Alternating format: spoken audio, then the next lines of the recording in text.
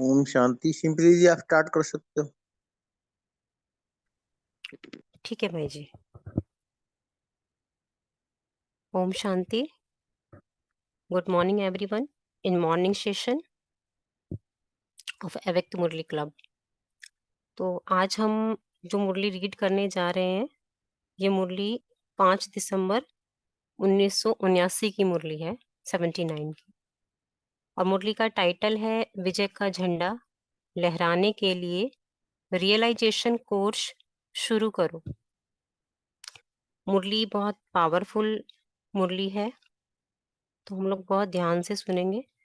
और इस मुरली से बाबा हमारे अंदर बहुत पावर, बहुत फोर्स भर रहे हैं। हम सभी की शिकायत रहती है कि बाबा की याद लगातार नहीं रह पाती है, हम विजय नहीं हो पाते हैं उसकी याद में। तो बाबा बहुत सुंदर तरीके से उसकी युक्तियां बता रहे हैं और बता रहे हैं कि बच्चे कैसे आप बच्चे मुझसे सहयोग ले सकते हो और सदा याद में विजयी बन सकते हो। तो स्टार्ट करते हैं बाबा के शब्दों में। आज बाप दादा अपनी रूहानी सेना को देख रहे थे। सेना में सब प्रकार की नंबरवार स्थिति अनुसार महारथी, घुड़सवार और प्यादे देखे। महारथियों के मस्तक में अर्थात स्मृति में सदा विजय का झंडा लहरा रहा था। तो महारथियों की बाबा ने क्या विशेषता बताई कि जो महारथी बच्चे थे उनके मस्तक में सदा स्मृति अर्थात स्मृति में सदा विजय का झंडा लहरा रहा था। घोड़ेसवार यानी सेकंड कैटेगरी, उनके मस्तक अर्थात स्मृति में विजय का झंडा तो था लेकिन सदा नहीं लहरा रहा था।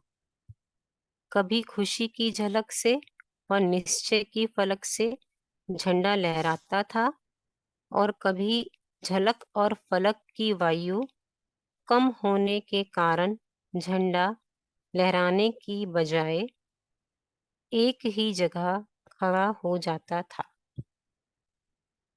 और तीसरे बाबा ने बताया, प्यादे बहुत प्रयत्न से, निश्चय की रस्सी से, खुशी की झलक से झंडे को लहराने के प्रयत्न में खूब लगे हुए थे, लेकिन कहीं कहीं कमजोरी की गांठ होने के कारण अटक जाता था, झंडा लहराता नहीं था। तो 3 तरह का जो पुरुषार्थी बाबा ने इस रूहानी सेना में बताए। अभी हम अपने आप को रियलाइज करना है कि हम कहाँ पर हैं, सच्चाई से हम कहाँ खड़े हैं। क्योंकि यदि रियली में हम रियलाइज करेंगे कि हाँ अभी हम यहाँ पर हैं, तो फिर इससे अपने आप को ऊंचा भी उठा सकते हैं और महारथी उस तक पहुंचा सकते हैं। और यदि महारथी हैं तो बहुत ही अच्छा है। फिर भी खूब पुरुषार्थ में लगे हुए थे।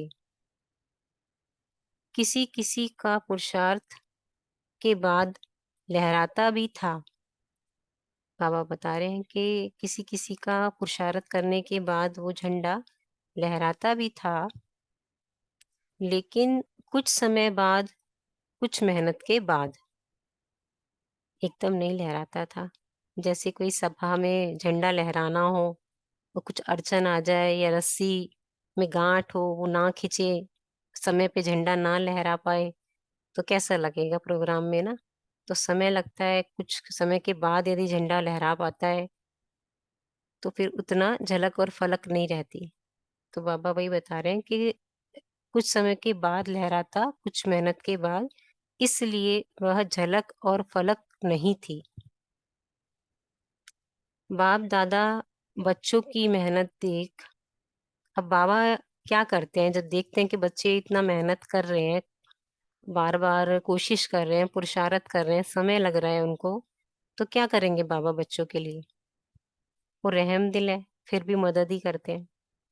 तो बाप दादा बच्चों की मेहनत देख दूर से साकाश भी दे रहे थे। यानी हम जब कोशिश करते हैं कि पावरफुल योग हो, विजयी हो जाएं, कोई भी माया के संकल्प ना आए, बाबा से एक रस स्थिति में जुड़ जाएं, और नहीं हो पाते तो बाबा उस समय क्या कर रहे हैं, देख के दूर से शाबाश भी दे रहे थे, अर्थात इशारा दे रहे थे कि ऐसे करो। अंडरलाइन ये जो 2-3 लाइनें बहुत इम्पोर्टेंट है। बाप दादा बच्चों की मेहनत देख दूर से शाबाश भी दे रहे थे, माना इशारा भी दे रहे थे कि बच्चे ऐसे करो। तो क्या होता है कि कोई-कोई बच्चे इशारे को देख सफल भी हो रहे थे, लेकिन कोई-कोई इतना मेहनत में बिज़ी थे, जो इशारे को कैच करने की फुर्सत ही नहीं थी। तो ये हम ध्यान रखें कि इतना भी परेशान, इतना बिज़ी ना हों कि बाबा मदद करना चाह रहे हैं उस समय, या इशारा देना चाह रहे हैं पुरुषार्थ में हमें कि बच्चे ऐसे कर लो, तो हम वो भी कैच ना कर पाएँ। मदद उसकी ज़रूर मिलती है, लेकिन हम कैच नहीं करते हैं। ऐसी सेना में तीनों प्रकार के योद्धा देखे, जब मेहनत से या सहज ही सबका झंडा अच्छी तरह से लहराने लगा, तो झंडे के लहराने से ही विजय के पुष्पों की, अर्थात बाप और बच्चों के प्रत्यक्षता के पुष्पों की वर्षा समान रौनक हो गई। अब बाबा उसका सिद्धि बता रहे हैं, माना क्या लास्ट में होगा यदि सभी बच्चों के जो विजय के झंडे विजयी हो गए हम लोग, तो क्या होता है फिर के विजय के पुष्पों की, माना बाप और बच्चों की प्रत्यक्षता की पुष्पों की वर्षा समान रौनक हो गई। जैसे फूलों की वर्षा होती है, इस तरह से रौनक हो जाएगी। बच्चे जो मेहनत कर रहे हैं, उनको बाप दादा सहज साधन सुनाते हैं। अब बाबा डिटेल में जा रहे हैं। उन्होंने देखा जब कि हाँ, बच्चे इतना मेहनत कर रहे हैं और कुछ बच्चों को बहुत समय लग रहा है, बहुत मेहनत करनी पड़ती है और कभी-कभी वो इशारा भी नहीं कैच करते हैं ताकि अपनी स्थिति को अच्छा बना लें, ऊँचा उठाएँ, एक रस हो जाएँ, फिर योग में मस्त हो जाएँ, वो भी नहीं कर पा रहे। तो यहाँ फिर बाबा कुछ विधि सुना रहे हैं। तो बड़े प्यार से बाबा बोलते हैं कि अच्छा, बच्चे जो इस चीज़ के लिए मेहनत कर रहे हैं, उनको आज बाप-दादा कुछ सहज साधन सुनाते हैं। निरंतर योगी बनने का आधार सर्व संबंधों का सहयोग। बाबा ने कहा सर्व संबंधों का सहयोग। तो बाबा आगे डिटेल में बताएंगे कि किस तरह से सर्व संबंध जोड़ने से और बाबा से सहयोग लेने से भी हमारा योग निरंतर हो सकता है। माना लेने से सहयोग मिलेगा, तो बाबा ने कहा सहयोग लेना भी योग ही है। समय पर निरंतर विजय का झंडा क्यों नहीं लहराता? ये सोचना है। क्या होता है? क्यों नहीं लहरा पाता? उसका कारण क्या है? आप लोग भी फंक्शन में झंडा लहराते हो, तो समय पर क्यों नहीं लहराता? कभी-कभी होता है कि कुछ ना कुछ प्रॉब्लम्स हो जाती हैं और झंडा टाइम पर नहीं हो पाता फ्लाइंग। तो ऐसा क्यों होता है? तो बाबा कहते हैं पहले से रिहर्सल नहीं करते हो। कभी भी यदि ऐसा होता है तो पहले से करके नहीं देखा होता है स्टेज पे कि हाँ हो पाएगा कि नहीं। तो पहले से रिहर्सल नहीं करते। ऐसे ही विजय का झंडा लहराने के लिए मुख्य बात, अंडरलाइन, मुख्य बात है रियलाइजेशन नहीं है। तो रियलाइजेशन जो है वो ज़रूरी है। अमृत वेले से रियलाइजेशन कोर्स शुरू करो। तो बाबा ने बता दिया कि क्यों नहीं हो पा रहा है हमसे, हम रियलाइज़ नहीं करते हैं। अब नहीं करते हैं, तो फिर क्या करना है? वो बता रहे हैं बाबा। अमृत वेले से रियलाइजेशन कोर्स शुरू करो। वर्णन तो सभी करते हो, लेकिन वर्णन करना और रियलाइज़ करना, अर्थात अनुभूति करना, उसमें अंतर है। हुँ? रियलाइज़ेशन करना और अनुभूति करना, उसमें हम अंतर कर देते हैं। एक है सुनना व सुनाना कि बाप से सर्व संबंध है। ये तो हम कहते हैं, सुनते भी हैं, सुना भी देते हैं कि हमारे तो सर्व संबंध एक बाप से ही है। लेकिन क्या रियलाइज करते हैं अपनी लाइफ में, यूज करते हैं, अनुभूति करते हैं इस चीज की? तो वो बाबा कह रहे हैं कि अंतर है उसमें। लेकिन हर एक संबंधों की अनुभूति और प्राप्ति अपनी अपनी है। तो सर्व संबंधों की अनुभूति व प्राप्ति में मग्न रहो। तो पुरानी दुनिया के वातावरण से सहज ही उपराम रह सकते हो। क्यों नहीं योग लग पाता, क्यों नहीं विजयी हो पाते? क्योंकि पुरानी दुनिया का जो वातावरण है उससे उपराम नहीं हो पाते। तो इसलिए बाबा कह रहे हैं तो सर्व संबंधों की अनुभूति व प्राप्ति में मगन रहो, तो पुरानी दुनिया के वातावरण से सहज ही उपराम रह सकते हो।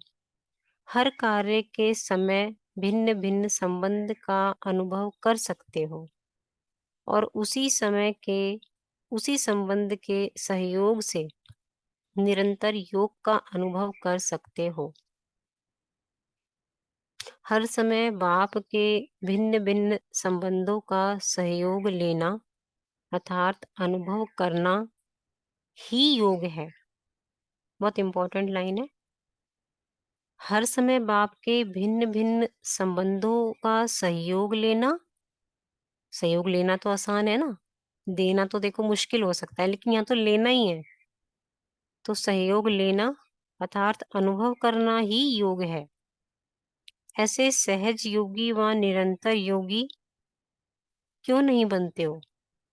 बाबा कितने प्यार से पूछ रहे हैं, बच्चे इतने सहज व निरंतर योगी क्यों नहीं बनते हो? बाप कैसे भी समय पर संबंध निभाने के लिए बंधे हुए हैं। जब बाप साथ दे रहे हैं तो लेने वाले क्यों नहीं लेते? सहयोग लेना ही योग कैसे होता है? अब अपनी जो बात बाबा ने ऊपर कही कि यही योग है, उसको भी देखो क्लियर कर रहे हैं कि सहयोग लेना ही कैसे योग होता है, ये अनुभव करो। कैसे अनुभव करना? माता का संबंध क्या है, बाप का संबंध क्या है, सखा और बंधु का संबंध क्या है, सदा साजन के संग का अनुभव क्या है। यह अलग अलग संबंध का रहस्य अनुभव में आया है। हमारी बुद्धि सारा दिन संबंधों में ही तो फंसी हुई है। संबंधियों को याद करना मुश्किल थोड़ी ना होता है। तो जब हम बाबा से सारे संबंध जोड़ते हैं तो एक्स्ट्रा मेहनत करनी ही नहीं पड़ेगी। तो बाबा कहते हैं कि इन संबंधों को अनुभव करो एक बाप के साथ। अगर एक भी संबंध की अनुभूति से वंचित रह गए तो सारा कल्प ही वंचित रह जाएंगे, क्योंकि कल्प में अब ही सर्व अनुभवों की खान प्राप्त होती है। अब नहीं तो कभी नहीं। तो अपने आप को चेक करो, किस संबंध की अनुभूति अब तक नहीं कर पाए हैं। बाबा के साथ सर्व संबंध जोड़े हैं या कौन सा संबंध ऐसा है जिसकी अनुभूति मैंने नहीं की हो। इसी प्रकार से ज्ञान की सब्जेक्ट में जो भी पॉइंट वर्णन करते हो, अभी एक टॉपिक बाबा ने पूरा किया कि सारे संबंधों का अनुभव करके सहयोग लेकर कैसे योग में पक्का हुआ जाए।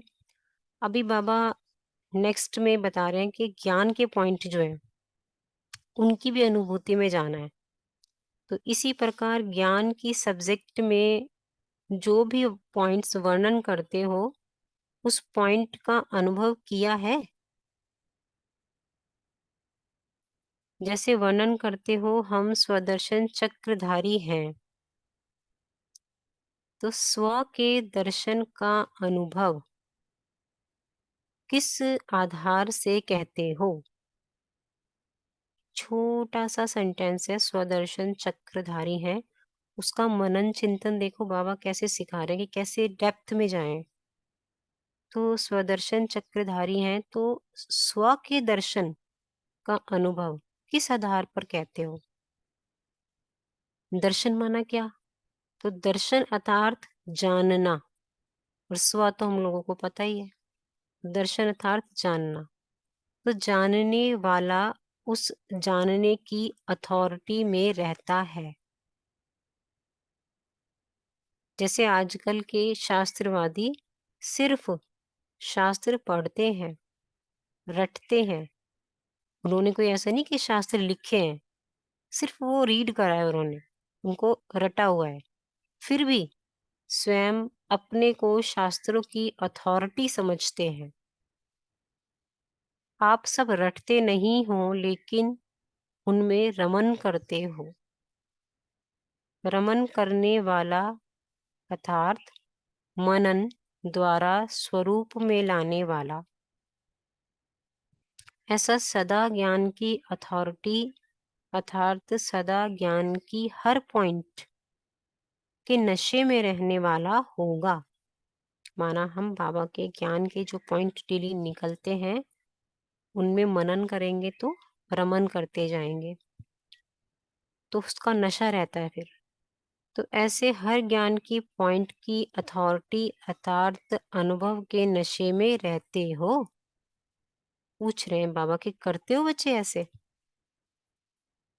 इसी प्रकार से जो धारणा की सब्जेक्ट में भिन्न भिन्न गुणों का वर्णन करते हो, उस हर गुण के अनुभव की अथॉरिटी हो।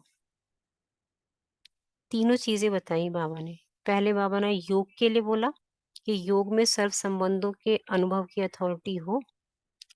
फिर ज्ञान के लिए जो बाबा इतना खजाना देते, इतने सेंटेंसेस बताते, ज्ञान के पॉइंट्स बताते, उनमें रमन करते हो, उनके अनुभवी हो। फिर धारणा की जो सब्जेक्ट्स हैं, गुणों का जो बाबा ने वर्णन किया है, क्या एक एक गुण में मैं आत्मा रमन करती हूँ, उनकी अनुभवी बनी हूँ? स्पीकर हो, श्रोता हो या अथॉरिटी हो, ये सोचने के लिए पॉइंट है कि मैं आत्मा क्या केवल स्पीकर हूँ, कि बाबा ने जो कुछ भी आज तक सिखाया उसको वर्णन तो करती रहती हूँ, या फिर स्पीकर नहीं हूँ लेकिन श्रोता हूँ कि कोई महारथी सुना रहे हैं तो सुन लिया खाली, या फिर उसकी अथॉरिटी हूँ। तो बाबा यहाँ कहें कि बच्चे इसी में तो नंबर हो जाते हैं। महारथी अर्थात हर शब्द के अनुभव की अथॉरिटी। महारथी का मीन है कि हर शब्द के अनुभव की अथॉरिटी। घोड़ेसवार अर्थात सुनने सुनाने वाले ज्यादा और अनुभव की अथॉरिटी में कम।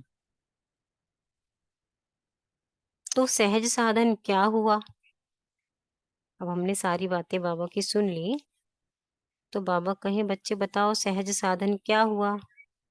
रियलाइजेशन की कमी अर्थात अनुभवी मूर्त बनने की कमी।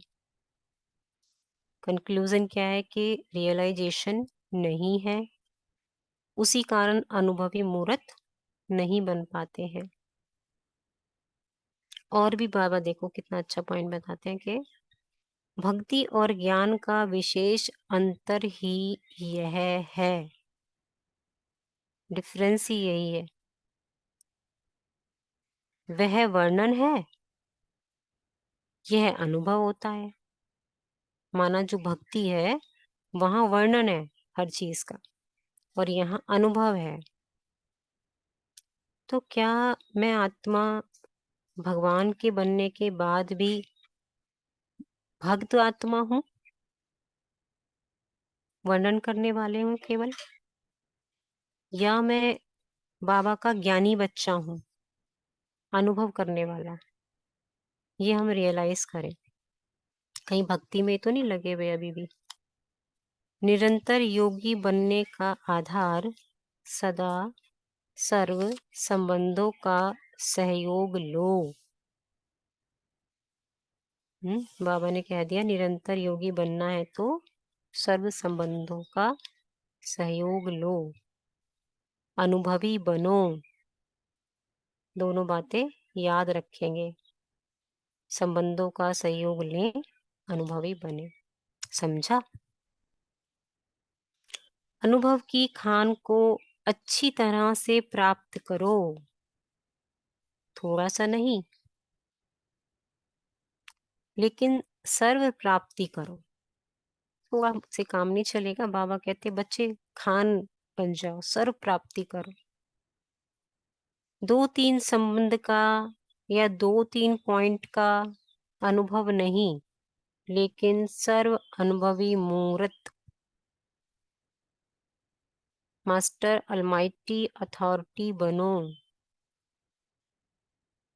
ये टाइटल भी देते हैं ना बाबा, मास्टर अलमाइटी अथॉरिटी। तो बाबा कहते बच्चे मास्टर अलमाइटी अथॉरिटी बनो तो सदा विजय का झंडा लहराता रहेगा। बाप का सर्व पर स्नेह है। बाबा का तो सब बच्चों से प्यार है। तो बाबा महाराष्ट्र वालों से बोल रहे हैं आगे, महाराष्ट्र वालों से भी स्नेह है। महाराष्ट्र वाले सभी अनुभवी मूर्त बनना, तो महाराष्ट्र की विशेषता सब विजयी हो जाएं। क्षत्रिय नहीं जो सदा ही मेहनत में लगे रहें, लेकिन सदा विजयी। जब क्षत्रियपन के समय की प्राप्ति हो गई, अगर इस समय तक भी क्षत्रिय रहेंगे, समाप्ति सॉरी, अब क्षत्रियपन के समय की समाप्ति हो गई, अगर इस समय तक भी क्षत्रिय रहेंगे तो चंद्रवंशी बन जाएंगे। बाबा कह रहे हैं समय की समाप्ति हो चुकी है अब क्षत्रियपन की। वो समय नहीं रहा कि हम क्षत्रिय बन युद्ध करते रहे माया से। तो अगर अभी भी क्षत्रिय बन के रहेंगे तो चंद्रवंशी में आ जाएंगे। अब समय है ब्राह्मण अर्थात विजयी बनने का। बहुत काल का विजयी संस्कार चाहिए। अब तो समय ही कम है, तो अब से विजयपन के संस्कार नहीं भरेंगे तो चंद्रवंशी बन जाएंगे। इसलिए अपने भाग्य की लकीर को अभी भी परिवर्तन कर सकते हो।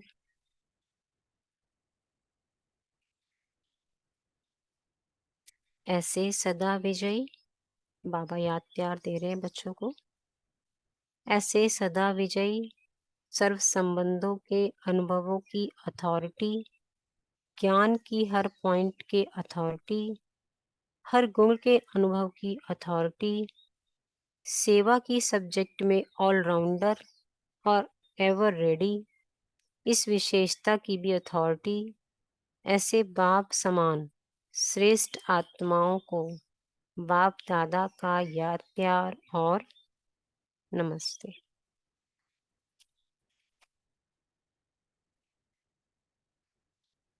अब एक सेकेंड हम बाबा को याद करते हैं, साइलेंस में बैठते हैं और फिर सभी लोग अपना मनन चिंतन शेयर करेंगे। ओम शांति।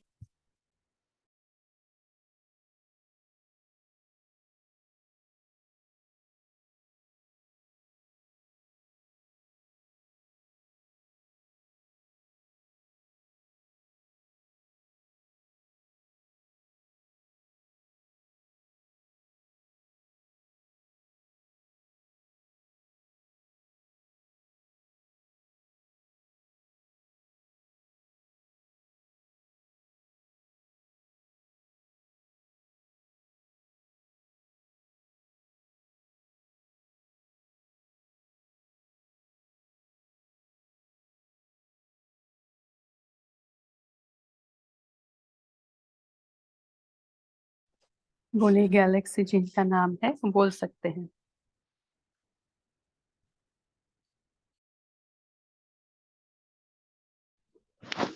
ओम शांति। ओम शांति। गुड मॉर्निंग सभी परिवार में। बाबा ने आज कहा है कि कोई कोई बच्चे इशारे को देख सफल भी हो रहे थे, लेकिन कोई इतना मेहनत में बिजी थे जो इशारे को कैच करने की फुर्सत भी नहीं थी। इंसान थे।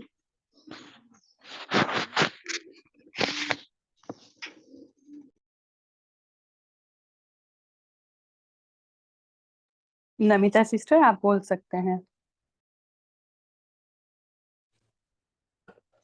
ओम शांति सिस्टर।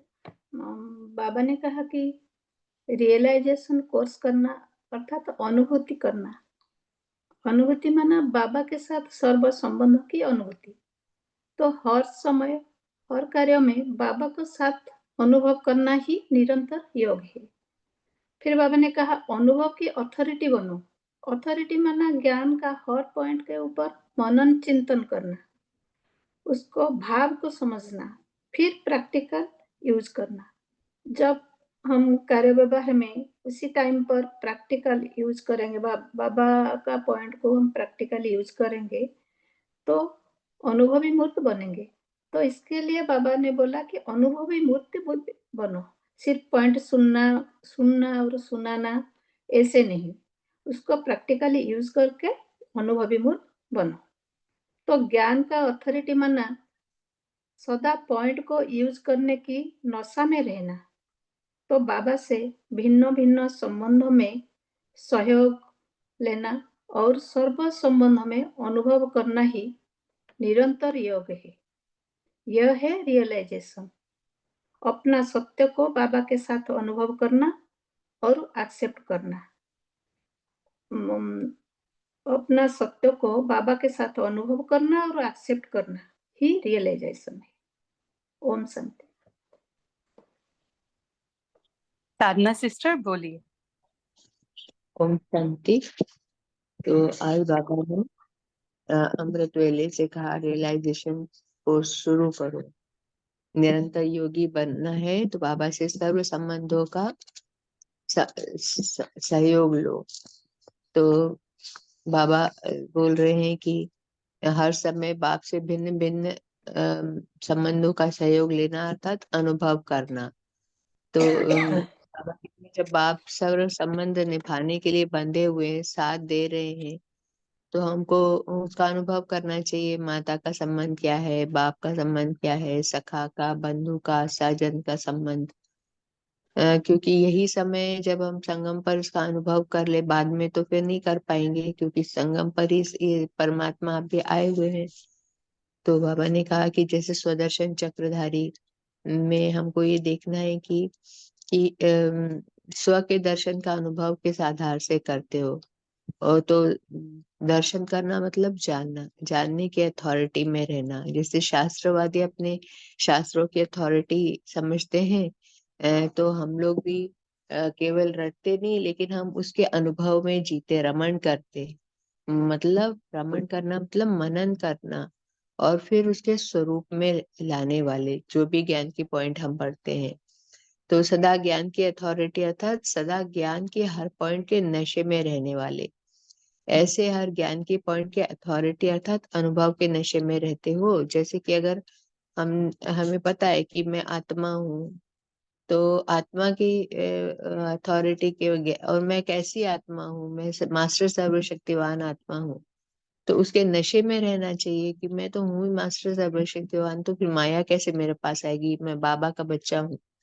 तो ऐसे ही तब इस प्रकार धारणा के सब्जेक्ट में भी भिन्न भिन्न गुणों का वर्णन करते हैं। तो उस गुण के अनुभव की अथॉरिटी हो, मैं ज्ञान स्वरूप, प्रेम स्वरूप, पवित्रता स्वरूप, आनंद स्वरूप, सुख स्वरूप, शांति स्वरूप, शक्ति स्वरूप आत्मा हो, तो उसके अनुभव के अथॉरिटी में हमको रहना है।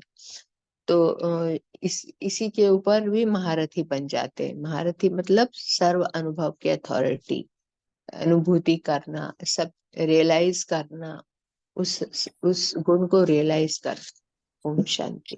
जी, इसमें बाबा ने हमें एक अलर्ट भी दिया ना कि अगर एक भी संबंध की कमी होगी अनुभूति में, तो उसके लिए फिर कल्प कल्प के हम वंचित रह जाएंगे। तो ये बहुत ही ध्यान देने वाली बात है कि हमें सर्व संबंधों की अनुभूति अभी करनी है, अभी नहीं तो कभी नहीं।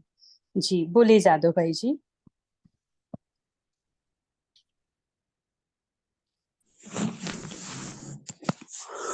ओम शांति।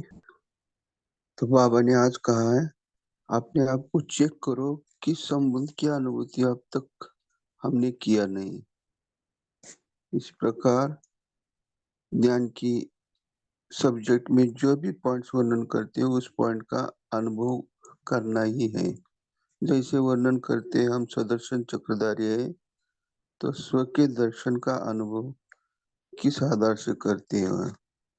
दर्शन अर्थात जानना, जानने वाला उस जानने की अथॉरिटी में ही रहता है। तो बाबा ने महारथी का भी अर्थ बताया। महारथी अर्थात हर शब्द के अनुभव की अथॉरिटी। फिर घोड़े सवार अर्थात सुनने और सुनाने वाला ज्यादा होता है, उनको अनुभव की अथॉरिटी कम होती है। और निरंतर योगी बनने का आधार बाबा ने बताया सदा सर्व संबंध की अनुभूति, सहयोग लेना, अनुभवी बनना।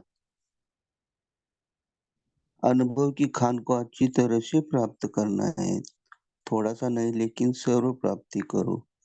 2-3 संबंध का अनुभव नहीं करना, सारे संबंध के अनुभव मूर्त बनना है। ओम शांति। जी रीमा सिस्टर आप बोलिए। ओम शांति। आज प्यारे बाप दादा हम सभी रूहानी सेना को देख रहे थे, तो जैसे विजुलाइज करें कि सेना सामने खड़ी है, उसमें कुछ महारथी हैं, हाथियों पे सवार वाले, फिर घोड़े सवार भी हैं पीछे, फिर वो सबसे आगे वो छोटे छोटे वो खड़े रहते हैं, प्यादे पैदल भी हैं। तो बाबा कह रहे हैं कि ये नंबरवार किस तरह होते हैं, तो ज्ञान सबको एक दिया है बाबा ने।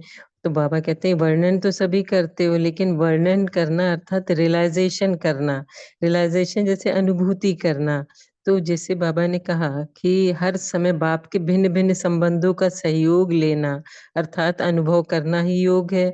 तो योग ये नहीं कि बस हम बैठ के योग लगा रहे हैं, लेकिन कर्म करते हुए योग लगाना है। जैसे कि ये सुबह हम 3 तो संबंध करते हैं, बाप, टीचर, सतगुरु।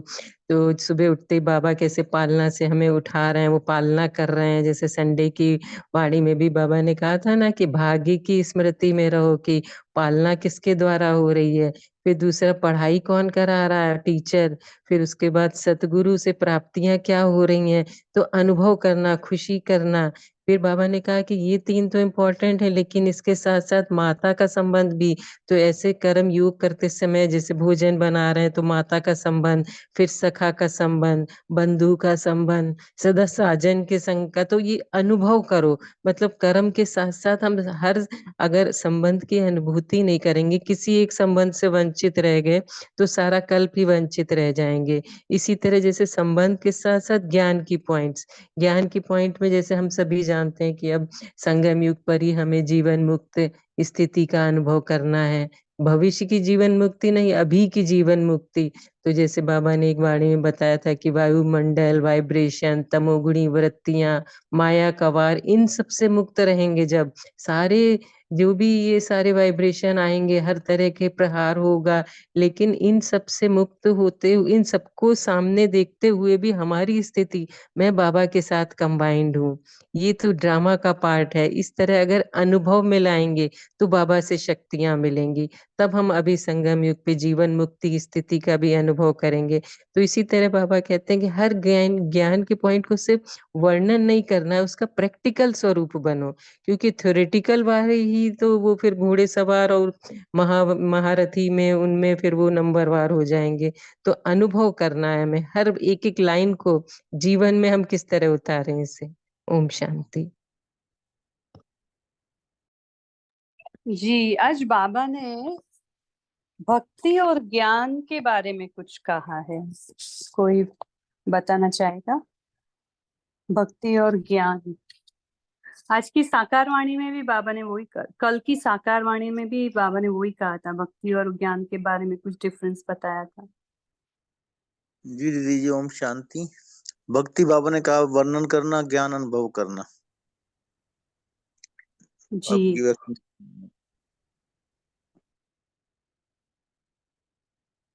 ओम साकार शांति। बोलो। बोलिए बोलिए। हाँ, तो भक्ति में हम अपने आप को बहुत छोटा समझते थे। बस उनसे चाहिए चाहिए, मैं कुछ भी नहीं हूँ, तुम मेरी रक्षा करो, तुम ये करो, तुम वो करो, ऐसा करके उनको बुलाते थे। पता भी नहीं था वो कौन है, कोई शक्ति है, और बस हम इसी चाह में रह जाते थे। पर यहाँ तो वो इक्वेशन ही बिल्कुल से बदल गई है कि मैं तो उनके समान हूँ। वो मेरे दोस्त हैं, वो मेरे भाई हैं, वो मेरे पिता है, माता है।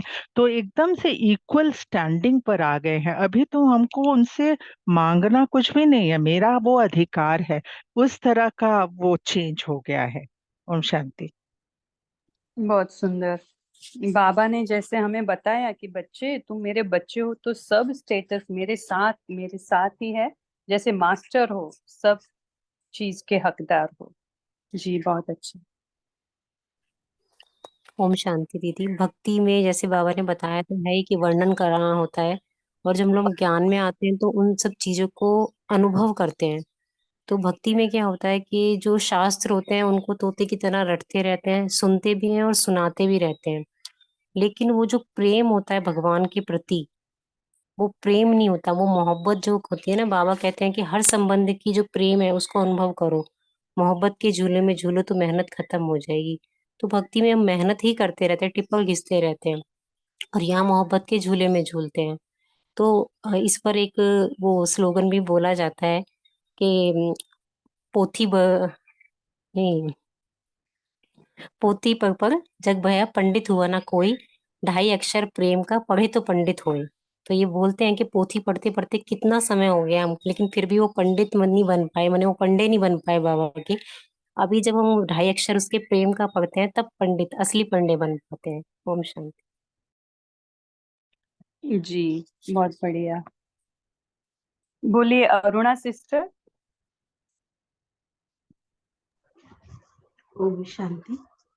भक्ति में जैसे हर एक स्थूल जो मूर्ति रहते हैं उसके वर्णन करते हैं, उनको वर्णन करते करते माथा भी टेकते हैं स्थूल। तो बाबा ने तो आत्मिक ही ज्ञान दिया है, आत्मा का ज्ञान दिया है, तो ऐसे लक्ष्मी नारायण आप ही है, तो आप ही परिवर्तन हो जाता है, सतो प्रधान बन जाता है। ये दोनों ही अंतर है। ओम शांति। अनुभव की बातें हैं सब। ओम शांति। जी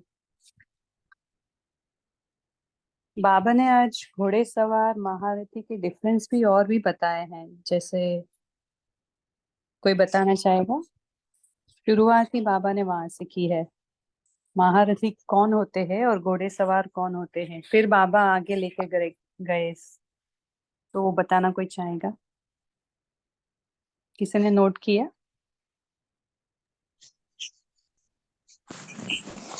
महारथी मतलब जो भी बात बोलेंगे उसके अनुभव की अथॉरिटी के आधार पर बोलेंगे, स्वयं अनुभूति रियलाइज करने के बाद बोलते हैं, वो महारथी कहलाते हैं। और घोड़े सवार मतलब सुनते हैं, वर्णन भी करते हैं। जैसे कि ज्ञान के पॉइंट्स के वर्णन करना तो बहुत आता है, लेकिन अनुभव की अथॉरिटी कम होती है, क्योंकि बोलना तो बहुत आसान है लेकिन अनुभव रूप होके बोलना अलग होता है। तो बाबा बोलते हैं ना, जैसे महारथी कोई बोलता है तो उसका तीर लग जाता है, एक बार में बात समझ जाती है, क्योंकि वो अनुभव के अथॉरिटी के उसके वाइब्रेशन भी कैच करता है सामने वाला। लेकिन घोड़े सवार क्या, सुनेंगे भी, सुना भी देंगे, लेकिन अथॉरिटी कम है।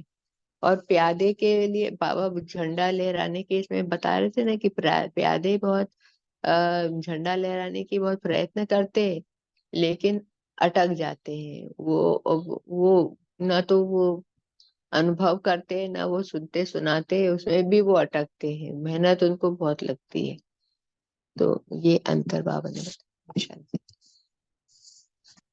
जी और शांति। हाँ गायत्री बहन बोलिए। ये बाबा ने विजय के झंडे के साथ, विजय का झंडा लहराने के साथ तीनों को कंपेयर किया है कि जिसका सदा विजय का झंडा लहराता रहेगा मस्तक के ऊपर पॉइंट ऑफ लाइट बन के, वो हमेशा निश्चय और खुशी से रहेंगे, अर्थात वो हमेशा वो अपने आप को आत्मिक स्थिति में रहेंगे, उनकी झलक और फलक हमेशा दिखाई देगी सबको। तो वो जो है महारथी होंगे। और वो लोग जो प्रयत्न तो करते रहते हैं, निश्चय में भी रहते हैं, खुशी की झलक भी उनमें रहती है, लेकिन झंडा कभी हिलता है, कभी कभी कम हिलता है। तो वो वाले जो हैं वो महारथी के कहलाते हैं। तो और तीसरे जो कमजोरी की गांठ डाली हुई है, जिन्होंने पुरुषार्थ में लगे तो रहते हैं, कुछ समय मेहनत करते हैं, कुछ समय कहते हो फो मेरे से तो कुछ हो नहीं रहा, उनकी झलक और पलक रोज दिखाई नहीं देती है। मुझे अपने आप में, मैं जब चेक कर रही थी अपने आप को, तो मैं आपको तीसरे में डाल रही थी, दूसरे तक भी नहीं पहुंचा पा रही थी अपने आप को, और प्रयत्न कर रही थी कि किस तरह से अपने आप को उस लेवल में लाऊंगी और निश्चय खुशी सदा बनी रहे। हम हमेशा कोशिश यही करते हैं, लेकिन हम हमेशा किसी न किसी कमजोरी की गांठ में फंस ही जाते हैं और हम फिर प्यादे बन के रह जाते हैं। अभी हमें प्यादों से ऊंचा उठना है और विजय का झंडा सदा लहराना है। उसके लिए बाबा ने जो जो कारण तो तरीके बताए हैं आपने, कि बाबा ने सर्व संबंधों से रिश्ता रखो, सर्व संबंधों के साथ मेरा रिश्ता रखो, ज्ञान के सारे पॉइंट का मनन चिंतन मंथन करो, सारे गुणों को अपने जीवन में धारण करो, तो शायद थर्ड से हम सेकंड तक पहुंचने का प्रयास कर पाएंगे। फर्स्ट तक तो दीदियां दादियां ही होंगी, हम तो आ नहीं सकते शायद। ओम शांति। देखिए, ऐसा बोलना ही अपने आप में कमी है ना, क्योंकि ये तो संकल्पों का पूरा खेल है। ये जो हम ज्ञान में आए हैं ना, तो ये संकल्पों का खेल है, पूरी संकल्पों की बाजी है ये। तो अगर हम अपने ये संकल्प बदल देना, तो हम सीधा जीत सकते हैं, सदा विजयी। तो ये विजय का आधार भी किसके ऊपर से है? बाबा ने कहा स्मृति में रखना है कि मैं सदा की विजयी हूँ। और विजय भी कैसे प्राप्त होगा? अगर हमें सदा स्मृति में रहे कि मैं हूँ कौन, तो मैं तो पहले तो आत्मा हूँ, और फिर कौन सी आत्मा। तो ये एक एक स्वमान बाबा ने जो दिए हैं, वो हमेशा स्मृति में रखते हैं, तो हमारी हर बात में विजय होती है। तो इसी में विजय का झंडा, महारथी या घुड़सवार या प्यादे, ये ग्रुप बन जाते हैं। क्योंकि सबको सदा याद नहीं रहता कि मैं आत्मा हूँ, और फिर सदा स्वमान याद नहीं रहता, तो सदा विजय नहीं होता है। तो ये विजय भी ये हमारी आत्मिक स्थिति के ऊपर है, क्योंकि मूल लेसन ही हमारा ये है ना। ब्रह्मा बाबा ने भी वही सबसे शुरू किया, वही पकड़ा, मैं आत्मा हूँ। उसके बाद ही दूसरा स्टेप लिया उन्होंने। तो हमें भी बाप को फॉलो करना है ना, ब्रह्मा बाबा को हमें भी फॉलो करना है। नमिता सिस्टर बोलिए। ओम शांति सिस्टर, आपने जो बोला कि महारथी और घुड़सवार के अंतर क्या है, तो बाबा ने कहा कि महारथी अर्थात जो ज्ञान बाबा से सुनते, उसको अनुभव करने के नशे में रहते हैं, जो महारथी हैं, और यूज भी करते हैं, और उसके यूज करने से अनुभवी मूर्त बनते। लेकिन घोड़ेसवार सिर्फ सुनते और सुनाते, और रियलाइजेशन के तरफ अटेंशन उनका नहीं रहता है, तो अनुभवी मूर्त बन नहीं पाते। ऐसा ही फर्क है महारथी और घोड़ेसवार के बीच में। ओम शांति। जी, अनुभव करना ना, दादी और वो लोग ने, महारथियों ने अनुभव किया और फिर उसकी अथॉरिटी बन गए। तो हमें बैठ बैठ कर ये पहला पाठ पक्का करना है, जैसे ब्रह्मा बाबा ने किया पहला पाठ पक्का। कितना टाइम लगा उनको? उनको भी कितना सारा टाइम लगा ना, उनको, मम्मा को, सबको। आत्मा का पाठ कितना पक्का किया, पहले वही पकड़ा। तो वही मेन है हमारा लेसन, वही हमें भी पकड़ना है, फिर आगे सब इजी हो जाएगा। पूनम सिस्टर बोलिए। ओम शांति। ये जो बाबा ने आज बताया है, तीनों प्यादे और घोड़सवार और महारथी, तो ये हमारे सामने एक पिक्चर है। जैसे बाबा ने बोला कि भाई प्यादा, तो प्यादा का मीन्स समझ लीजिए कि आज मैंने अपना पुरुषार्थ चालू किया है। अगर मैं देख रही हूँ बाबा ने आज मुझे रियलाइजेशन कोर्स दिया है, तो मुझे ये रियलाइज करना है कि अगर मेरा मन में विजय का झंडा जो मैं सोच रही हूँ, तो अगर मेरा थोड़ा चल रहा है, तो अगर मेरा पक्का ये मीन्स हिल नहीं रहा है, लहरा नहीं रहा है, तो मैं प्यादा हूँ। तो आज मेरा इतना पुरुषार्थ है। तो बाबा ने मुझे समझाया है कि देखो बच्चे, आज तुम्हारा इतना पुरुषार्थ है, फिर मुझे और रियलाइज करना है कि मेरा घोड़ेसवार तक मेरा पुरुषार्थ बढ़े। फिर मुझे और पक्का करना है कि कैसे मेरा महारथी का पुरुषार्थ बने।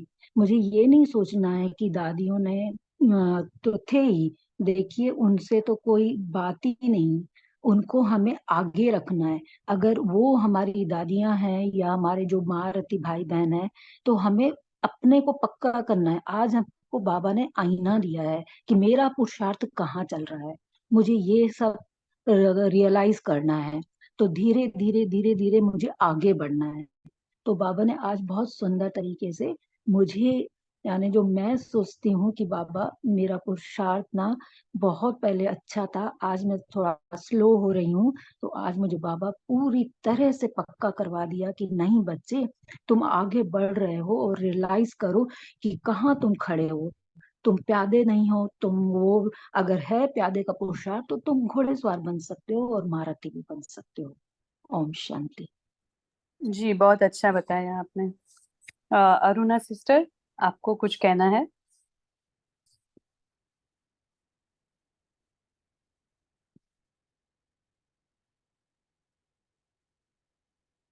आपका हैंड रेज है, कुछ कहना है आपको?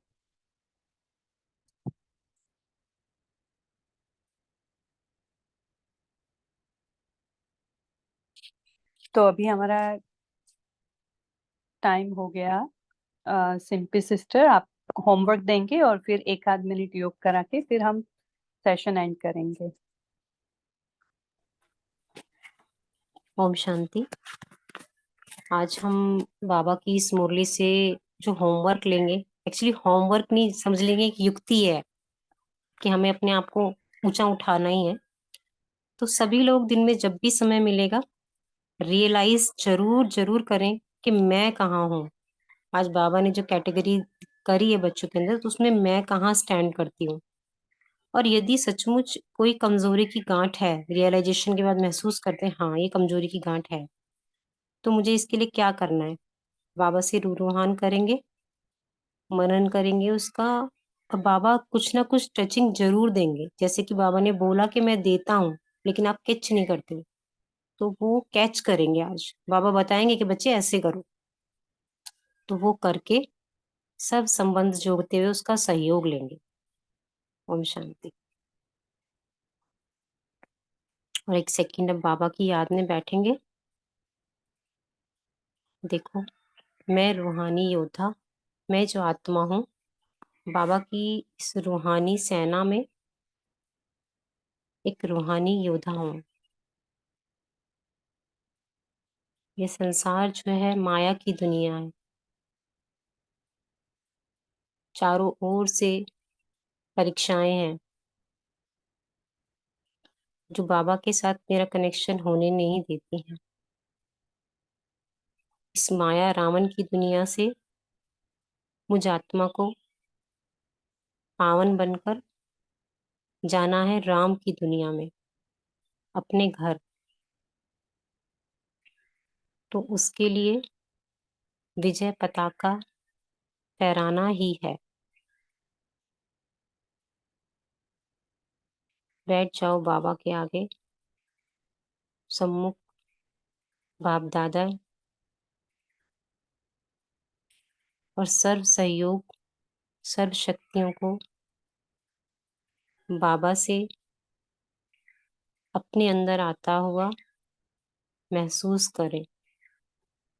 देखें मेरी सर्व कमजोरियां समाप्त, और मैं आत्मा 3rd से 2nd स्टेज में, मेरा पुरुषार्थ कम हो गया है, सफलता ज्यादा हो गई है। और इस प्रेम, इस सहयोग को ग्रहण करते करते मैं आत्मा सदा विजयी महारथी स्टेज में पहुंच गई हूँ।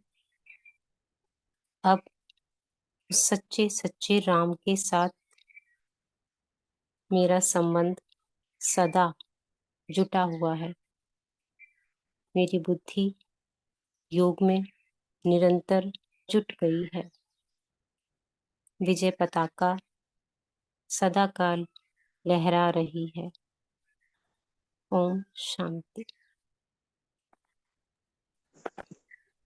शुक्रिया ओम बाबा शांति। विधि जी ओम आपका। शांति में प्रभु। सभी आत्माओं का इस काल में जुड़ने के लिए सभी का दिन शुभ हो। ओम शांति। ओम शांति। ओम ओम शांति। शांति। थैंक यू भाई। शुक्रिया सभी का।